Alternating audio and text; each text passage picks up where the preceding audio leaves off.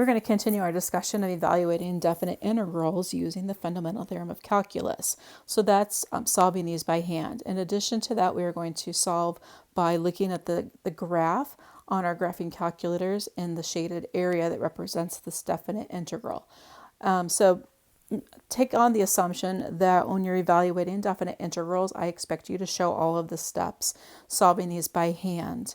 And it's okay to check on your graphing calculator, but I do need to see the work to back up that answer.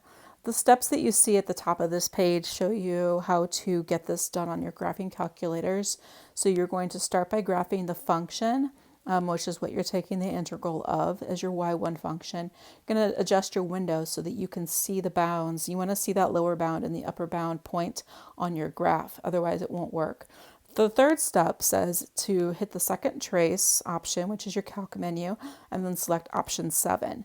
Now, if anybody has their TI-89s that you're using for this class, you can, at this step, you will select the F5 button. F5 button is your calc menu from within your graph. You want to hit that F5 key, and then that's going to bring up the calc menu, and then you find option 7, which is the integral option on that menu, and then everything else is the same. So step 4 says type the lower limit and the upper limit, hitting enter after each one, and then your calculator is going to show you the sketch of the function and then the area that it's calculating as that definite integral, and you should see the answer to that at the bottom of your screen. All right, so we've done question number 1. Question number 2, we have finished so far. We've solved this by hand. We are going to now see what the graph is going to look like. So this is a function that I would not expect you to graph by hand. This is something you would definitely use your graphing calculator for. So you're going to use your regular TI calculators.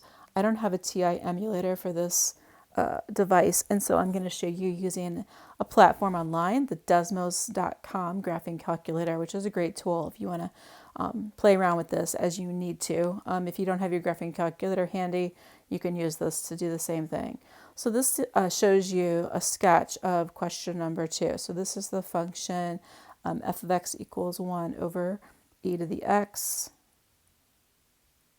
minus 1 over e to the x. Sorry, 1 over e to the x minus 1 over e to the minus x. And so I just changed the way it looks on this line right here just to make it easier to type in. The sketch is shown for you there.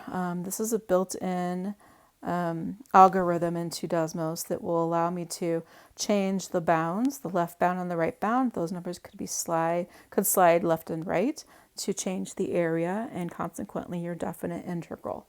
But it's already set up for this example. You see that the solution is the quantity of area, or the definite integral is equal to 0. And that is exactly what we got when we solved our question by hand. So now I'm going to go ahead and just sketch this graph over here. Good enough. So this goes from -1 to +1, and the area that I've drawn in shows you what that definite integral calculates out to be. Moving on, example 3, we are going to solve this by hand, and then we're going to see what it looks like on our graphing calculators. So the definite integral is going to involve a u substitution, right?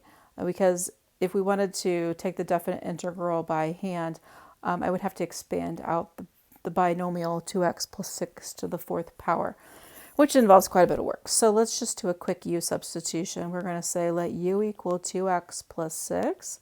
That means that du dx is equal to 2. Okay, so that's the derivative of u with respect to x. In other words, I could write this as du is equal to 2 dx. So you go back up to your integral for this example, and you have the dx part already taken care of, but you're missing the coefficient of 2. So I'm going to go ahead and multiply by 2, but then divide by 2 to balance that out. And now that 2 along with the dx is what becomes your du altogether. So now I've got all of that accounted for. So now you're going to rewrite your integral in terms of u. So this is u to the 4th power times du. I'm going to leave off my integral bounds because now I have changed my variable over to u. the bounds that you were given that said from 0 to, or from -3 to 0, those particular bounds are for x. And so I'm talking about the 0 to the -3. Those are specific for x. Once you've changed your problem to u, the boundary numbers are going to change. And I'm not going to go through the work to do that switch. I'm just going to leave them off to calculate my integral. Okay, because at this stage, I'm going to go ahead and write or replace that u with what it should be equivalent to, which is 2x plus 6 to the 5th power. 2 times 5 is 10. Now I can go ahead and report what those boundary points should be because I've changed it back into x. Now, technically, we're supposed to figure these numbers out in terms of their u counterparts, but it's not really worth it for right now. I just wanted to let you know that I left those off on purpose. So I'm going to evaluate this definite integral by substituting the top value, so 2 times 0 plus 6 over 10 minus the bottom number. Oh, you know what? I forgot to raise that to the 5th. Minus the bottom number, so 2 times -3 plus 6 to the 5th over 10. And you're going to work this out by hand on your calculator, and you're going to get a solution. It looks like 777.6 square units. This is an area. Okay, so now we're going to see what the graph of this function would look like. This is a function I would not expect you to know how to graph without the use of a graphing calculator. So back into Desmos we go, and I should have this example stored for us. I don't have to waste time typing that in. Yep, looks good. This is the graph of the function we're looking at in example 3. And so if you're trying to get this to come up on your calculator, right, you would want to adjust your window. An appropriate window on this graph is going to go from negative 10 to positive 10 on the x scale. The y is going to have to go pretty high up. So from 0 or slightly under 0 all the way up to somewhere close to 1300, 1400 for a y max. So if you really want to get that graph on your calculator to do this graphically, that's what you would want to use for your window. Okay, so the integral that's computed goes from -3 to 0, and you can see that your solution is shown in the box right there that I've highlighted for you, 777.6 square units, which is the pink area or the reddish area that's been shaded in for you on your graph. So now I'm going to sketch this over here on my paper. Something like this. And, oops, I went too far below, but you get the general concept, I think. So we're going here. In the area that I'm shaded in is the quantity of area that's been calculated. And this should go from -3, which is that bottom part, up to 0, which is where it crosses the y-axis. The fourth example you see listed there, we're going to go ahead and integrate by hand using the fundamental theorem of calculus. And then after we're done, I'll show you that graph and you'll get the pretty decent understanding of how the graph relates. So I am going to do another u substitution. This time I'm going to let u be the component that is raised to the 6th power.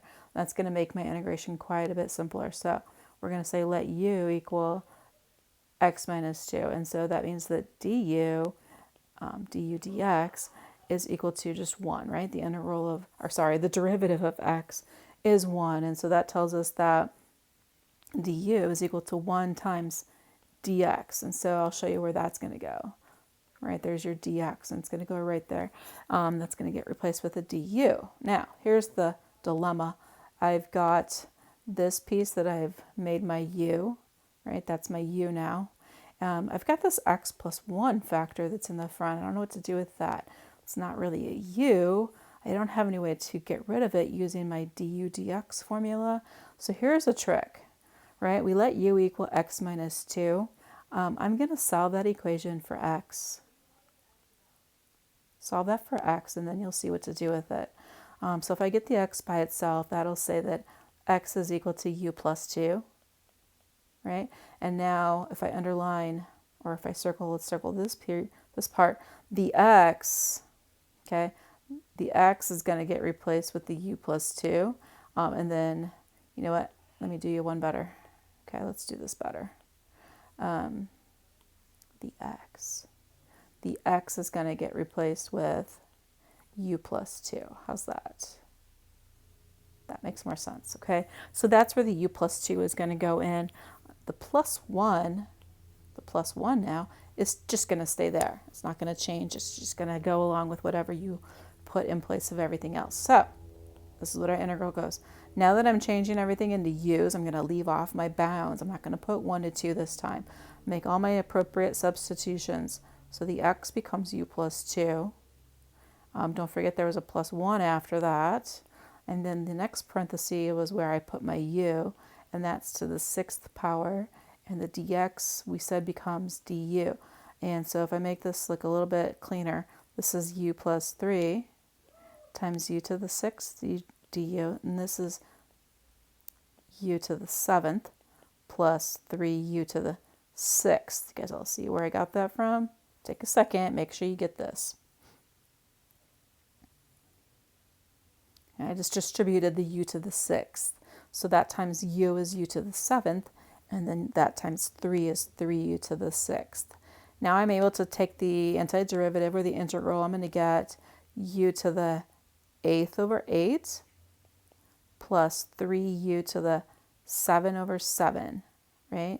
And I'm not going to worry about the whole plus c business right now because I'm immediately going to take this right up to here and I'm going to replace the u's with what it's equivalent to, right? The u is equivalent to x minus 2. So we're going to take that to the 8th, divide by 8, and then 3 times, instead of u, it should be x minus 2 to the 7th over 7.